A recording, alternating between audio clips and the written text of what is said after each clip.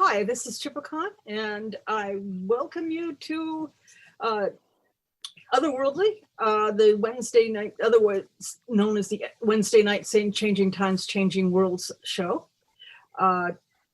We are bringing this to you to enlighten, enliven your night and your day with spirits and energies of wisdom, and like Hermes and Tahote and others. But tonight our guest is Granite Tower, and we are going to be talking about death. Lyrion did a full, I think it was 4-hour workshop at an early Changing Times, Changing Worlds on death called the Ochre Spiral, and it's a huge topic and easily can take half a day. Maybe, unfortunately, we're all aging. Maybe we can get her to do it again this year, since she doesn't have to leave the comfort of the living room, and we're doing it virtually again. Well, one thing I did want to say is that it was Raven and I had both done that thing when we were down in, what was it, Northampton, was it? Yeah. Or down, yeah. And so that is a thing that we have available, and I am hoping that we will indeed get you to come, and I see Changing Times, Changing Worlds as a venue in which we can discuss things that are often not discussed in other places. But when I reached out to some of our old speakers, she was available, and I asked her if she would come on again, and I'm going to switch over to, I'm going to pin her face. Pin, come on, pin. There you go. There. So take it away, Lyrion, and I will be watching the chat to pass on any questions people may have. Okay. Now I can see only you. I mean, the big screen is you. The big screen is supposed to be you. Anybody? I see you. You're on the big screen now. Okay. All righty. Well, as Chipacon had said, death is it's a huge topic, and just way back when we were first doing this thing, I did a quick scan, and there were 3 million sites just on Google that had to do with death. So it's a huge topic, and our time, we've got an hour, which is even a lot less than we had when Raven and I were doing it live down at the conference. So what we're doing is we're going to be doing I'll be doing a selected rundown on various aspects of death. And you see, and as they pertain pretty much to today's generic pagan. Now, generic pagan. First of all, and one of the other things that's really important, and I want to start off with this, and that is being pagan or being Wiccan, as I am, it doesn't guarantee that all pagans all believe that we're going to get into the boat and we're going to row over to the Isle of Apples or Tir na Nog or Isle of Youth. No, our individual views of death are culturally based, and so you've got for a paradise. You've got, that's a viewpoint or a name for heaven or the other world that's held by Zoroastrians and by Islam. Nirvana, Buddhists, that's where they believe that the other life is, the other world. Moksha is for the Hindus. Valhalla is for Norse.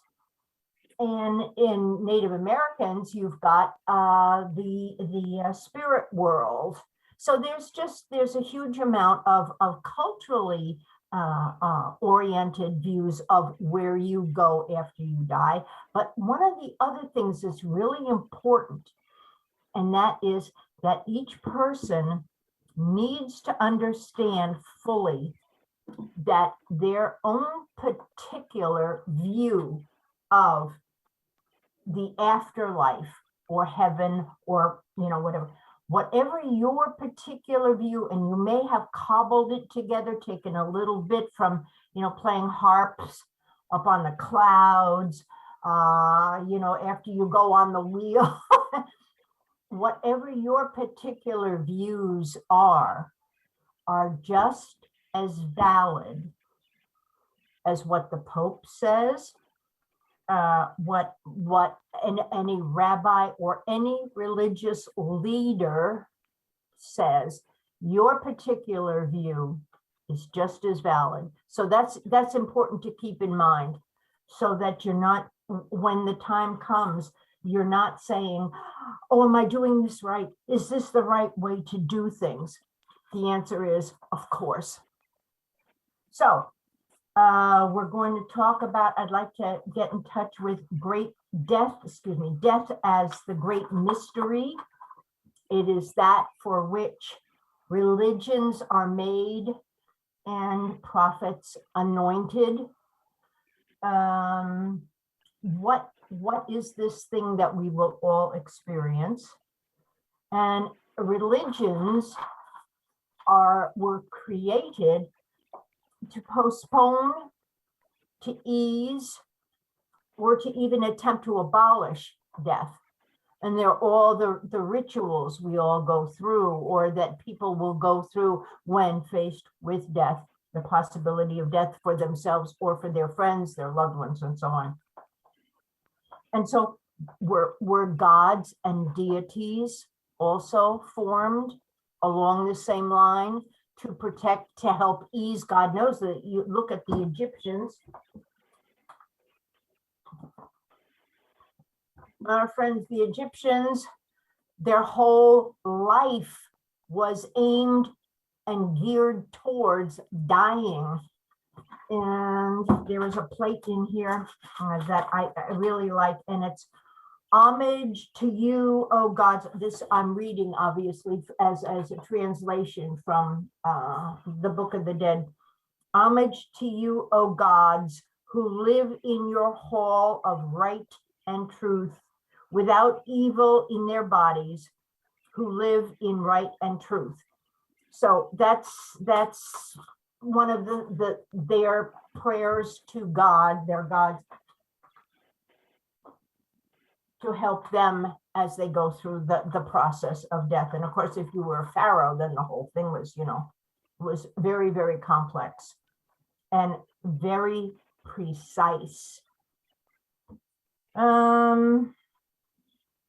Okay, the fear of death and the reluctance to leave this world is the known versus the unknown. What's out there?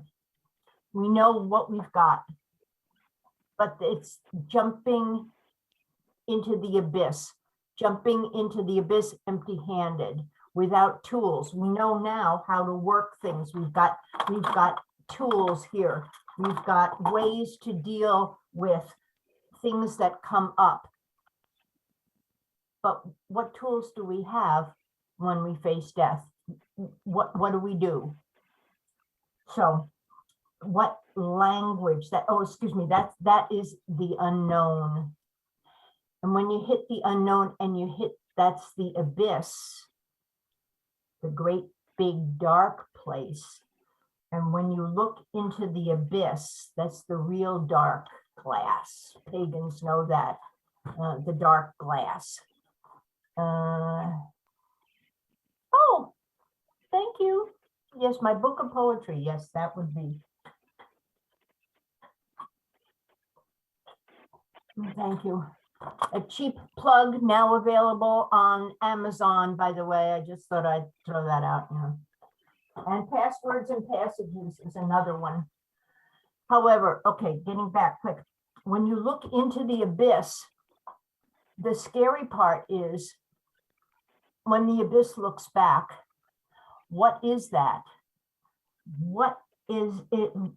What if, and here's this thing, what if there is no meaning to life? Think about that. What if everything we do, we're trying to be good, we're trying to, Christians, turn the other cheek, you know, help out, be good to your parents and all. But what if there's no real meaning to life? What if there isn't a heaven? What if there isn't an afterlife? That's a pretty scary thought. And that's where Dobzhansky's biology of ultimate concern comes into play. And that's creating or choosing your own meaning of life. You get to decide. And that's something that should take a good deal of thought. Think about that. What do you want your life to be? Your thoughts are as valid as any other theology that is placed out there for you. And the fact that the religion or the spiritual path is older and has more people in it and has bigger cathedrals or more money, or makes no difference at all. Yours is just as valid. Your decision on what your life, what the purpose of your life is just as valid as anyone else's. So now, let's see, where am I? How are we doing? Is everybody, any questions? Am I losing anybody? Thumbs up, yes? Chipakan, I assume, okay, cool, all righty. Let me see. Everybody is properly muted. That's what it is, good, okay, good. Okie doke. Now, that was, okay. That ochre spiral that Chipakan had referred to earlier was in the pagan way of dying. There's a marvelous, marvelous poem called When I Die, Give My Body to the Women. And here's where it comes, here's how that phrase ochre spiral comes in. I'll just read this. It's a poem by Rose Johnson, who wrote this thing in 1993. And I found it in the Wee Moon, one of the Wee Moon calendars. I've been fortunate to be included in that, a couple of those volumes. But this one particularly caught my eye. When I die, give my body to the women. They'll know what to do. They'll know how to hold it and lovingly wash it and bless it with herbs and oil. They'll know how to wrap it in a simple woven cloth and lay it to rest. They'll know how to drum out a beat and chant low and throaty and let it grow and growl and keen. They'll know how to dance me and sing me and laugh me into her arms, and how to celebrate who I was. They'll know how to lay me in a shallow grave and cover me with leaves and trace an ochre spiral on my brow. They'll know how to call the slugs and worms to feast on my flesh and return this, which was only borrowed. So give my body to the women. They'll know what to do. So that was again, if you're into being going into green burials, we'll get to that in a little bit, but that's where the ochre spiral, because as you know, pagans know the spiral is a walk into the center. A spiral is also our way to keep time, not in a linear path like the Christians. You're born here, you go through life, and you die here. Pagans will go, you're born and you come around, there's the cycles and the cycles and the spiral. As you come around to your solar return every year, You go around and you go around, and each time you do that, you're spiraling actually upward another year, but you're growing in wisdom. So a spiral is a very powerful, important symbol for pagans. So let me see. Where are we now? Okay.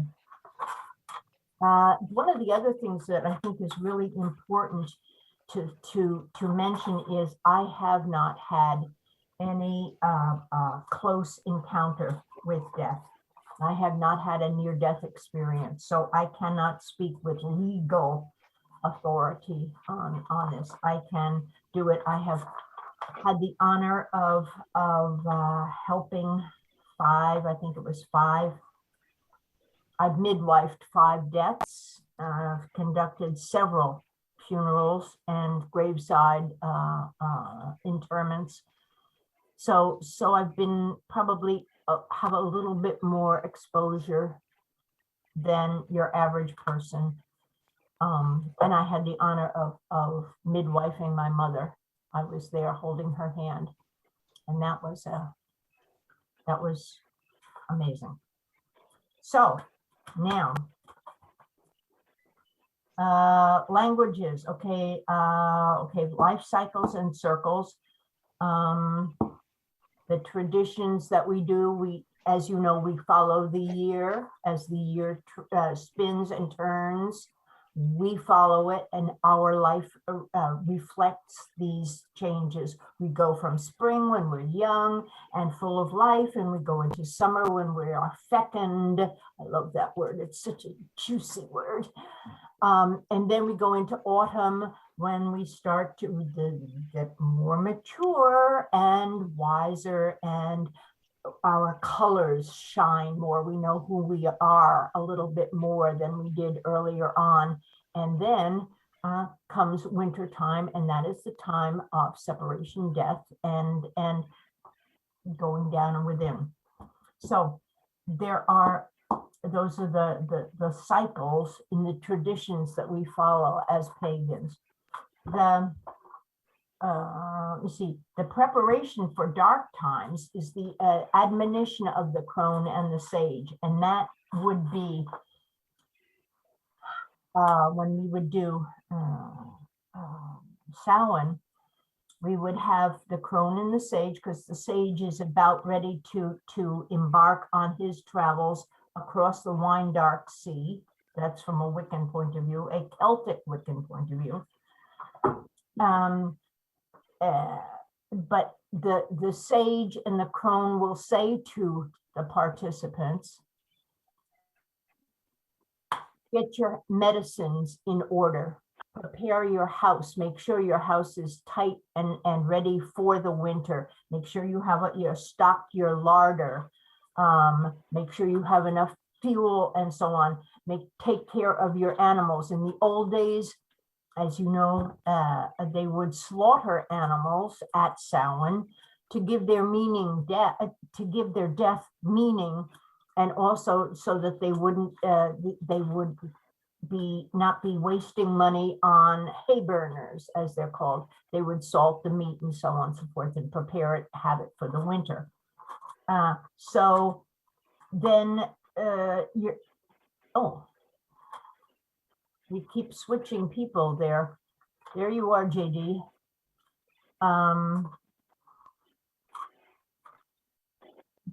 Then, okay, so then, okay, so that's your preparations, the admonitions of the crone and the sage.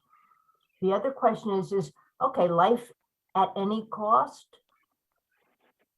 Anybody have any thoughts on that? Life at any cost? You've got your heroic medicine. I think it's awful. Say? Life at any cost sounds like torture to me. Yes. I agree. Yeah. So that you have your heroic medical traditions where, and how many of you remember watching the series Northern Exposure? Remember that? Great show. great show. And at one point, one of the women in the town is, she's older and she's sick, and she says, okay, it's time for me to die. And Joel, who was the doctor in town, was going to fight death tooth and nail. She's got to live. She can't die. I'm going to do everything I can to keep her here. And she looks at him, or Ruth Ann looks at him and says, why? Why does she need to, you know, just to fulfill your wishes? Someone's in pain, just so that you will be happy. What about them? We do our animals, you know, when our animals are in pain, we allow them to pass with warm and loving hands. That's perhaps another whole thing that we could talk about at another time. But that's the heroic Christian, primarily male dominated, although the medical industry is now changing. It's not all men. We're seeing more of the women, the compassionate right to die. We're seeing women leading that charge. And I've got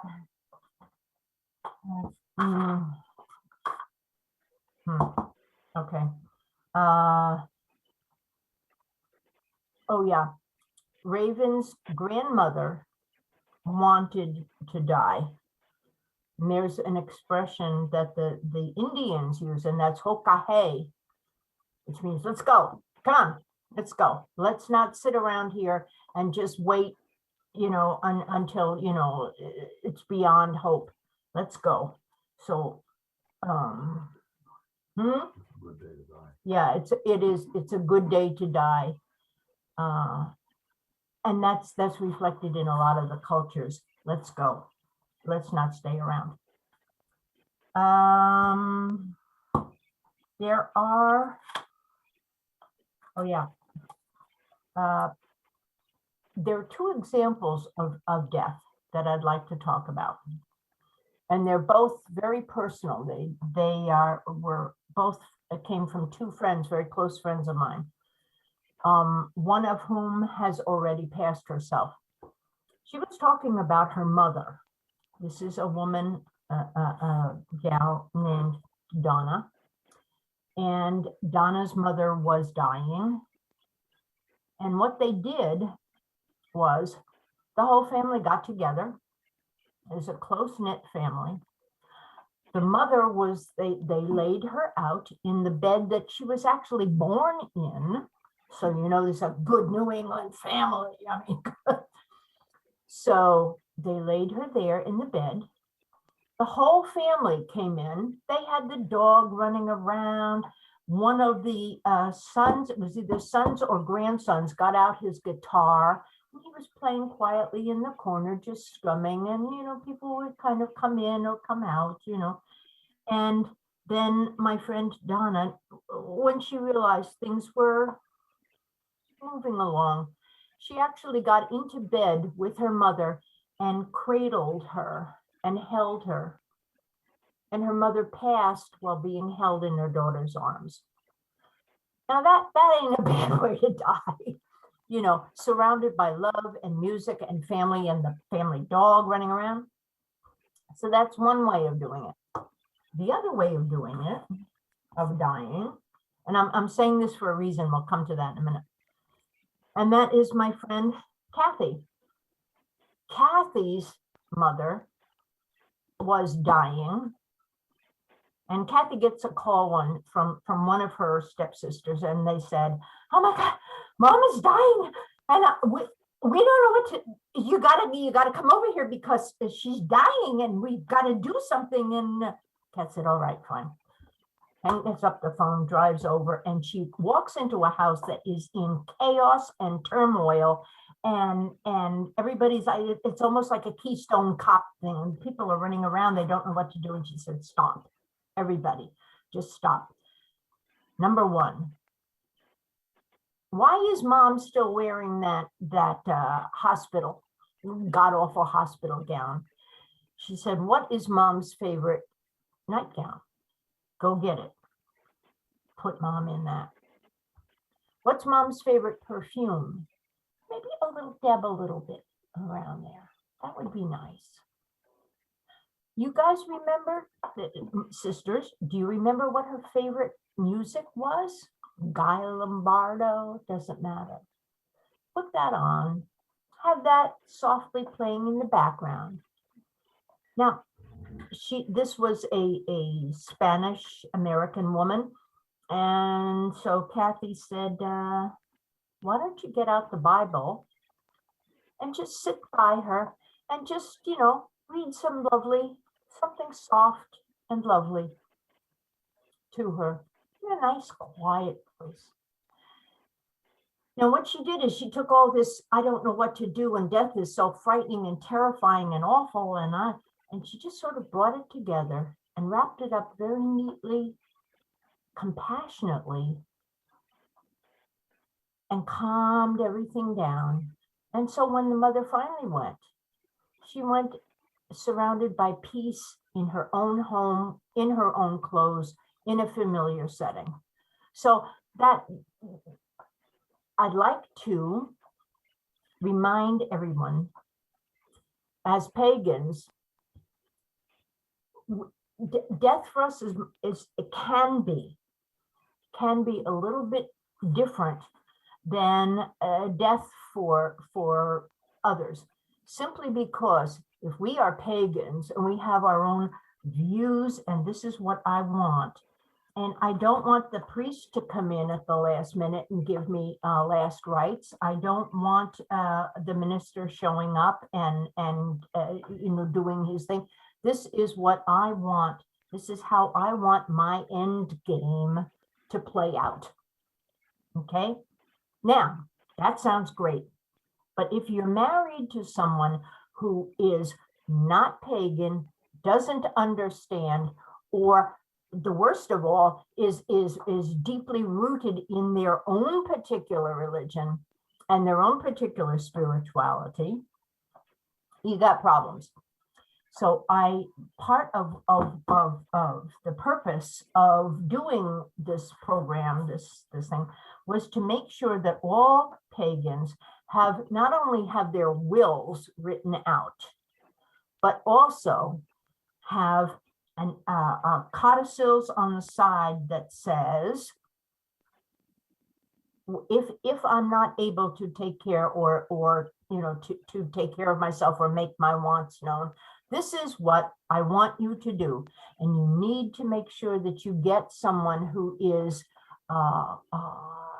aware of your needs, aware of your wishes, and a good friend who will swear that your wishes will be observed and honored. So you want to say, okay, I want this music. I want someone to read something from a book of mine. I want these people, I want my friends to come through, or I don't want anyone. When I die, I want to be cremated. I want to be green burial. And it's a good idea if you pick this out ahead of time, if you want a green burial, if you want to be cremated, if you want to be, whatever your particular wishes are, you want to be cremated and made into a diamond. There's all kinds of creative stuff. Hang on. Yeah. I'm trying to find, there's a marvelous thing, and it says, it talks about boomers have their own views of life and death, and they want it done their way. And I can't of course, now I can't find it.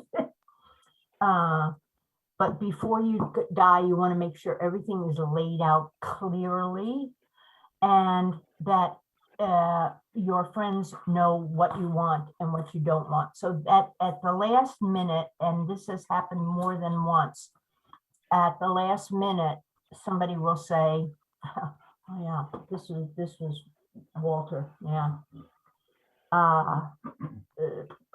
My friend Leslie was a devout witch. I had done a service for one of her sisters, who was not pagan, by the way, but I did a ritual for her. Hi. I did a ritual for her that was her particular, by her particular wishes. I respected that. Where was I going with this? Hang on. Hmm? Yeah, and Raven did the same thing for his parents too. They were both Catholic. He read and conducted a thing for his parents according to their religion. Now, for you, you need to make sure that at the last minute, the priest doesn't come by and say, well, now, you know, so-and-so is gone now, so we're going to be doing things the good Catholic way, and we're going to have, you know, cross, bury this person under a cross. You need to make sure your little foot has been put down and everybody knows what's going on and what you want. So, how are we doing? Any questions so far? Raise your hand so I'll know. Anybody? Yes, Thor. I'm going to say that my kids have informed me in no unkind terms that once I'm dead, tough luck. They get to decide, make the decisions. So it's like yes, we'll do what we can if you've made the arrangements beforehand, but afterwards, yeah, whatever. And that, I think, within your family construct, you know, if you agree to that, yes, yes, you know, that's great, as long as you're going along with that. But if you know, we have talked about it at some length. Yes, so yes. I think that's the key. Thor, you have a question? Can you unmute, Thor? Yeah, well, what I was going to say was I'm very glad you're doing this class, because I was a caretaker for a gentleman who had MS for 20 years. And as he was getting near his end of life, we definitely utilized a lot of your philosophy in how we approached his death. We did actually you know how you do the fivefold kiss and the blessing? Well, we did a reverse fivefold kiss and letting him go. And we explained to him all along the way what to expect, that, you know, your body is not allowing you to stay here longer, and it's okay. That's key. That is key. And it is. It's okay for you to go. Yeah, yeah. Yes.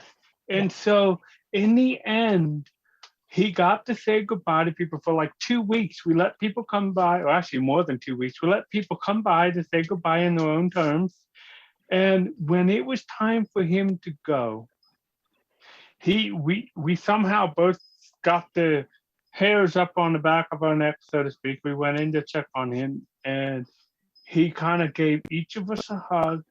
And then for the last bit of breath, he reached up to give his wife an embrace, and he just had an exhale, and that was it. It was the most peaceful transition I've ever seen. Yeah, that's beautiful. Yeah.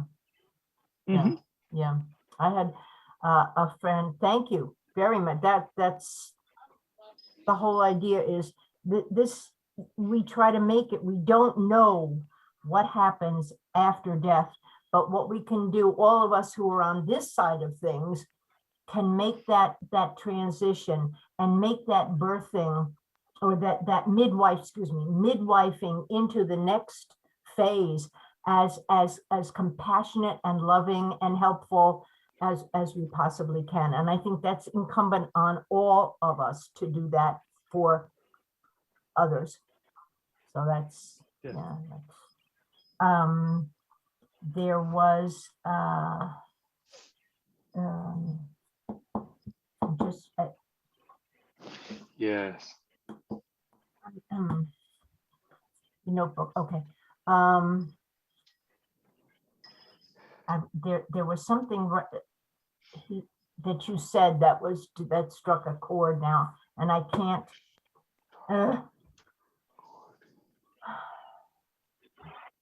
Yeah, it'll come back to me. One of the other things. Okay. Does anybody have anything else that they wanted to say? I notice we've got 11 people now. Wow, good. Okay. Oh, that's one of the things that I'm going to talk about too, is recording. Yeah.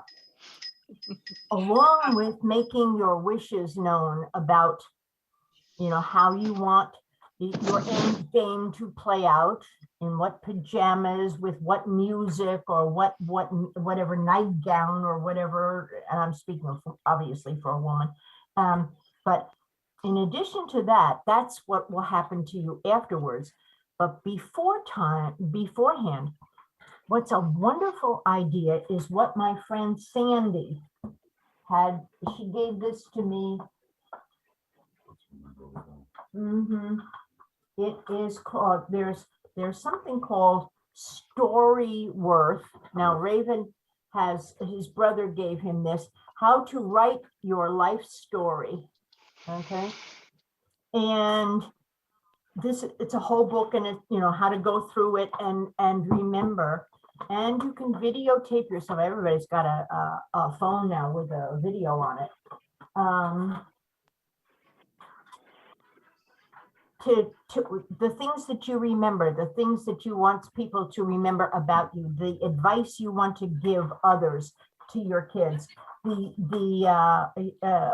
you want to be remembered by. And Sandy had me doing something called, oh gracious, it was a project. She's taking a class on death and dying. She's being a doula on death and dying.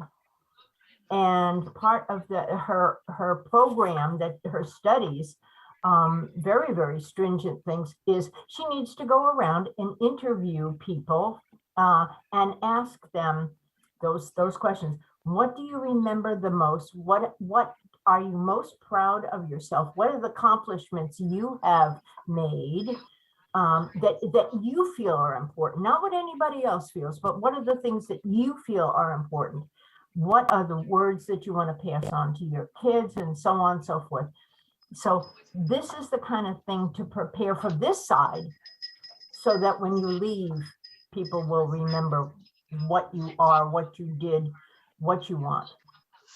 Okay. And then once you're dead, also your wishes are adhered to. So ritual bathing. Yes. Oh, wait a minute. Oh, the other thing online is storyworth.com. And that's something I think that was on NPR. They went through that and they said, okay, good. Yeah. And that's another way to what was your favorite toy when you were young, and so on.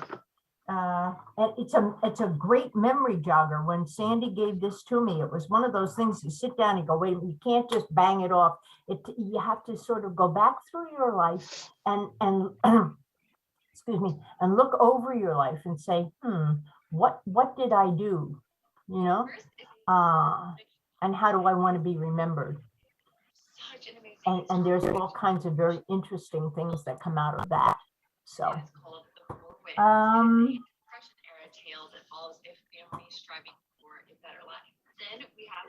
oh, the book is called there's actually two. It's called You Don't Have to Be Famous: How to Write Your Life Story. And that is by a guy named Steve Zausmer, Zousmer. Meredith Vieira, who is I guess the Today's Show says, everybody has a story to tell and every voice deserves to be heard. Zausmer offers tips, motivation, organization, using your imagination. Get in on the action instead of psyching yourself out of the game. Okay, that's one of them. Yeah, and I'm desperately trying to refine that information from Sandy. So, final wishes. Using the right language to talk about death. Okay.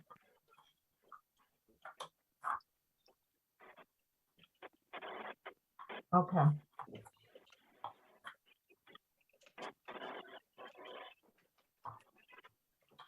It appears that I've rather raced through stuff. Is there anything anybody wants clarified to go over? A couple of legal things. You need to consider the resulting situations in the event of your sickness and your inability to carry out your affairs. The geographic separation of your family, okay? Somebody lives on the East Coast, you're on the West Coast, or vice versa. Okay, thanks. I'll get to that in just a second. Thank you. An accident. Okay, so consider the resulting situations if your family is separated. And how are they going to get to you? What can you do to prepare them? Get your family to notify visit your family at a distance. Get in there so that you can see them. They can see you before you pass, if that's possible at all.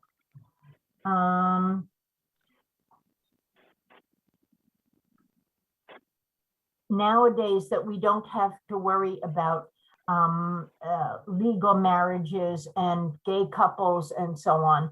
But in several years ago, I think when we first did this, there was, if you were gay and you were dying of AIDS or what have you, doesn't matter, your partner, although you may have been living together for 5,000 years, your partner was not allowed to make any decisions if you were incapable of conducting your own affairs. Your parents would step in, or another member of your blood family would step in. Thankfully, we don't have to worry about that anymore. But you need to, when you're doing up your will, make sure that you know what your state rules and regulations are about, who inherits, who doesn't inherit. And if you want to leave someone out of your will, how do you do that? And there's a phrase that my father used when he was doing a will, that he didn't want to leave my mother anything. And it's, I am not unmindful of my wife. However, I think he left her $1. Doesn't matter. Okay, write your obituary now, and that's part of this business about answering questions ahead of time. Chippercon, you had a question about death in the time of COVID. Now, there are some wonderful organization called Care Notes. Anybody know? Have they? Okay. Well, it just so happened that I was in a hospital one time and I was doing a service for helping someone to pass. And I scarfed up a whole bunch of things called Care Notes. They are these little booklets that give you what grieving does to a body. That's one of them. Here's another one. What everyone should know about the first year of grief. That's giving yourself permission to grieve. Dealing with all the stuff after a loved one dies. Mhm. When you lose a baby during pregnancy,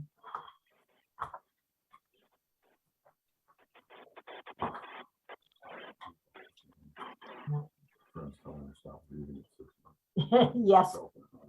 Yeah. Well, thank you. When Alzheimer's steals the one you love, that's becoming more and more of a reality for our generation.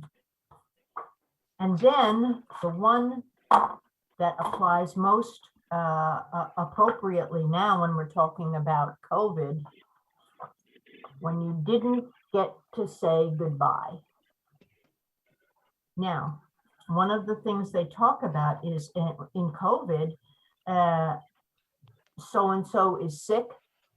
They're taken to the hospital, whether you happen to be there with at the time. You can't follow them in. You can't sit by their bedside. You can't hold their hand. You can't do anything. If you're lucky, you can tap on the window and hold up a card that says, you know, I love you, Grandma, you know, and that's very nice. But the rituals that we go through, the embracing, the touching, the holding, all those very personal, warm human things, we can't do that anymore. It's thrown a real cement barrier between the dying and the living.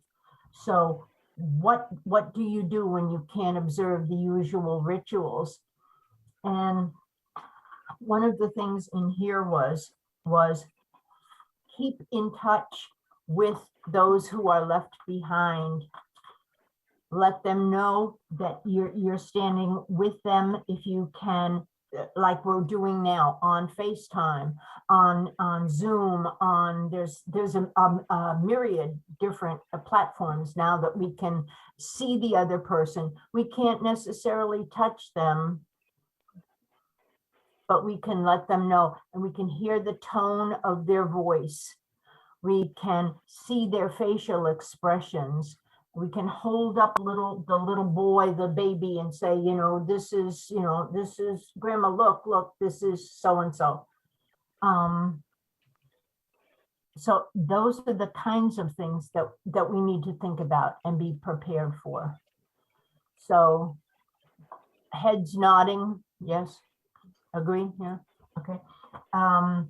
So when you didn't get to say goodbye, this is such a cruel thing.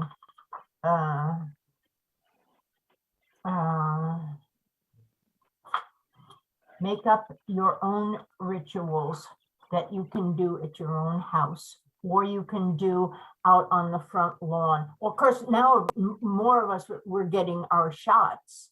So thank Biden and those wonderful people who are rolling up their sleeves and giving the shots. It looks like we may be turning the corner on this dreadful COVID. However, there are still, how many of us who have died already? Huge number have died. And there's that, as Biden had said, there's that empty chair at the dinner table. There's that candle. Now you could put a candle on the plate when the family gathers and in remembrance. When we have our August full moon ritual for women, last year we had one of us had passed. We had a white, her white cape was laid out. We can't do that necessarily, but we can do that with putting a candle there, putting the name tag there, putting a picture on the table. Okay, so it's not the same. Nothing is the same anymore, but it's the best we can do. So, questions? I would encourage everybody to talk about it before, and don't be afraid of talking about it.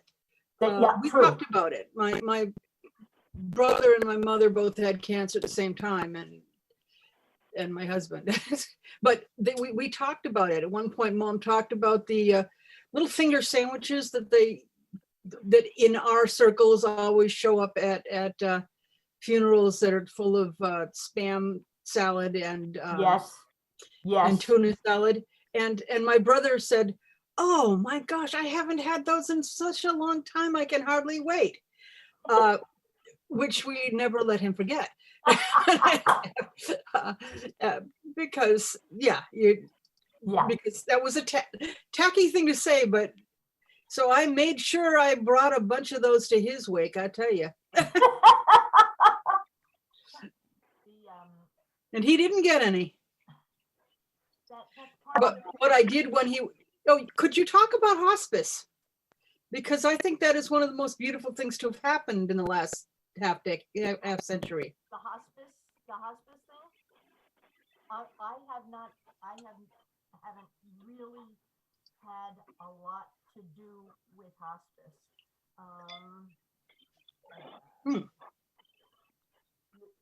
Your parents, no. Let me.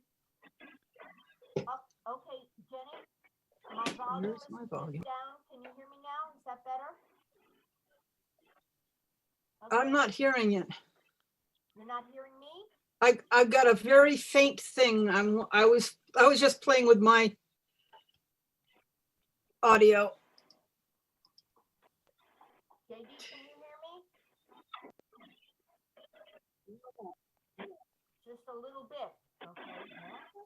Let me see what happened. I wonder. Did you bump something? Who was that? I've got my volume. What? Ooh, my speaker. Huh? How is Oh, the that? blessings of technology. Yes.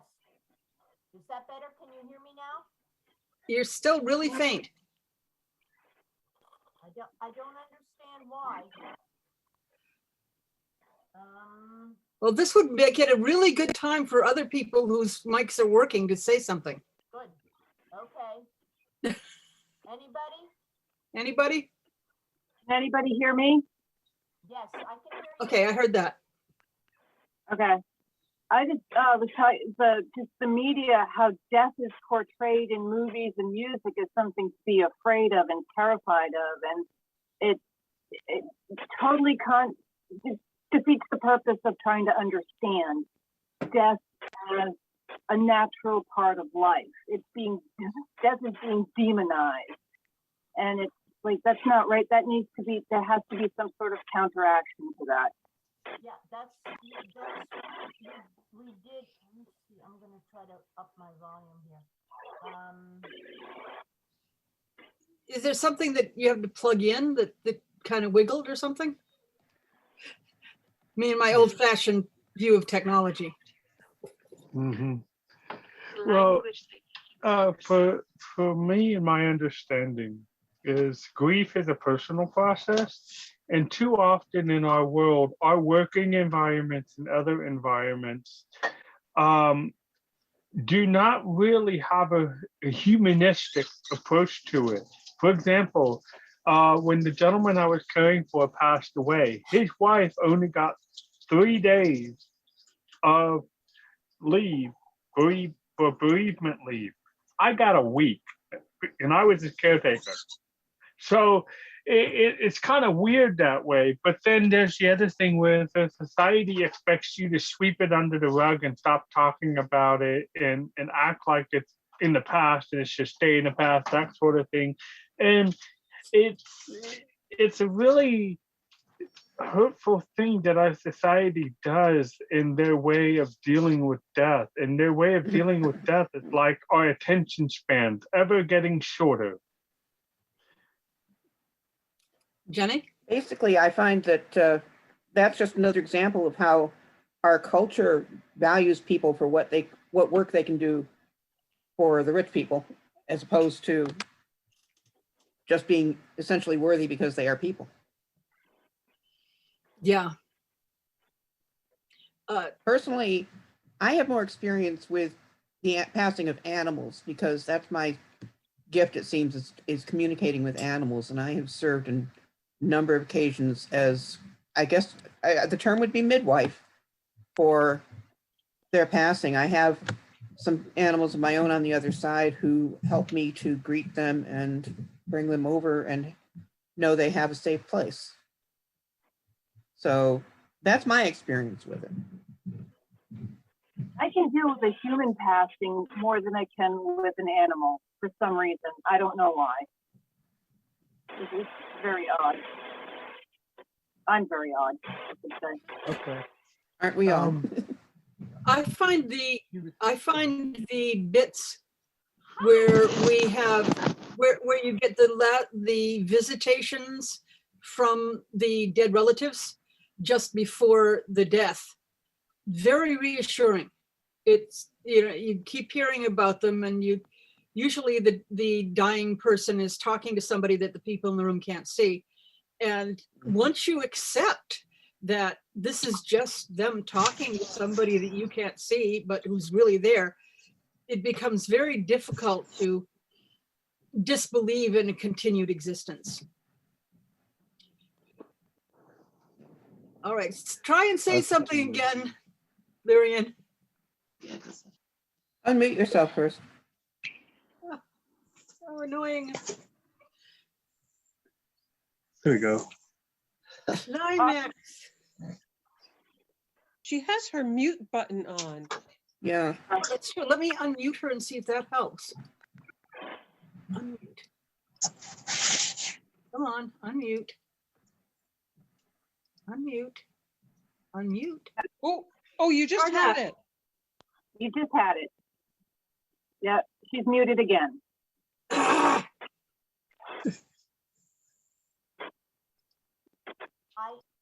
Oh.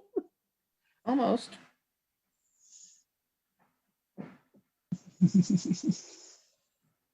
ah.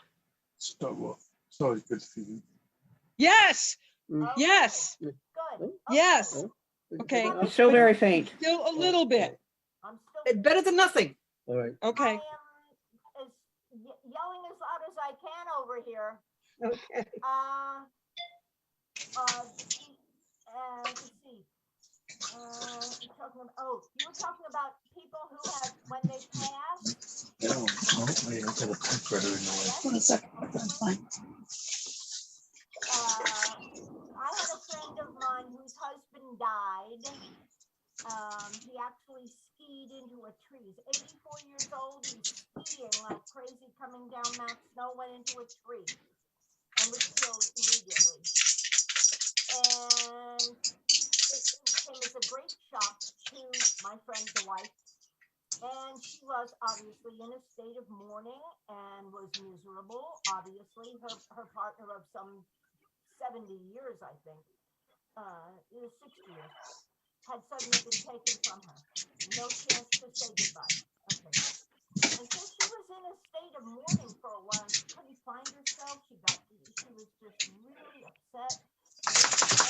And then one of her loving family said to her, "Hey, Joan, you know, you've been in mourning for 3 months now. Come on, you know, let's snap it together. Let's go here. Enough is enough." And she came to me and she said, "You know, what am I going to do?" I said, "You're going to do exactly what you need to do, and you take as long as you need to take. You know, and you don't let anybody say, 'Come on, let's go." My friend, my biological sister had lost her husband, and she was mourning. She was very upset.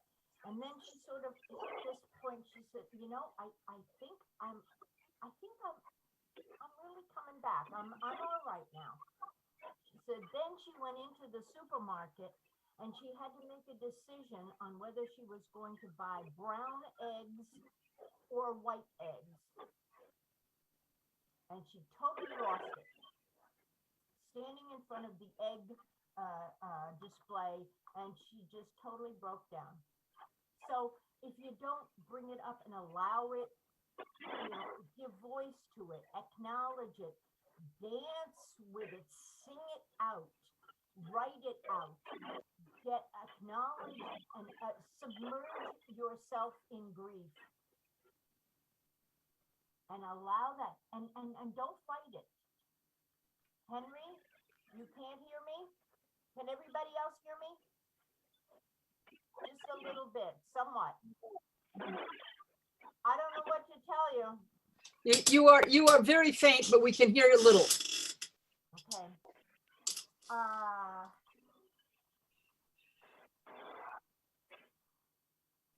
Okay, I guess you should do any closing remarks. I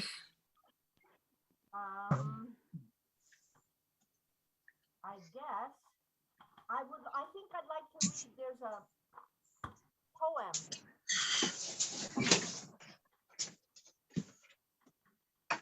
Strangely enough, from this book. It's called Transformation.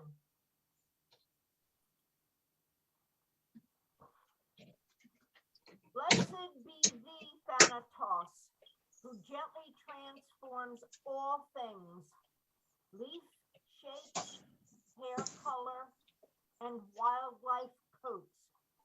All nature smells of his perfume, decay. Apples fall and soften. Tomatoes fall and rot. Asters and goldenrod nod their petals off to stand naked with the rest of the natural world. Wood rots to the fungi delight. Streams change from fast summer clear to slow tannin dark. And we, our hearts thankfully cease their lifelong drumbeat. Does this mean that we'll never eat a tomato or see an apple again? No. It simply means that we'll experience all things in a different form, including ourselves. So I think on that note, it's not, happy and upbeat, but,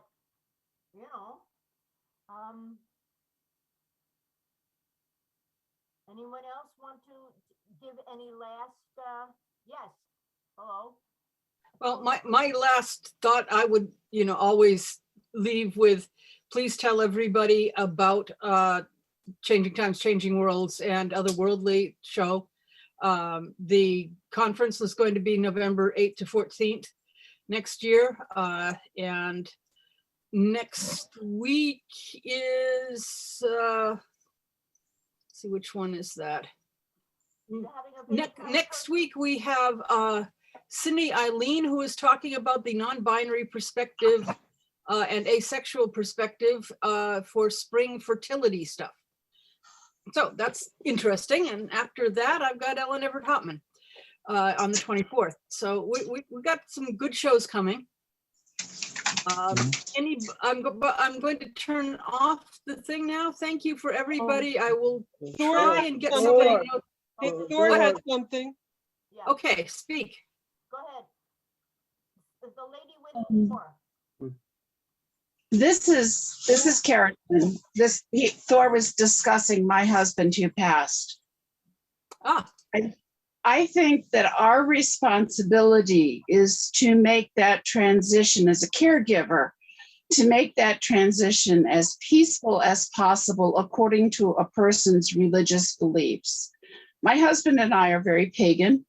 We use the butterfly. The butterfly, when it goes to the cocoon, does not know that it's when it's a caterpillar, that it's going to become a beautiful butterfly. The other thing is that grief has no time limits, and what people need is for you to listen to them.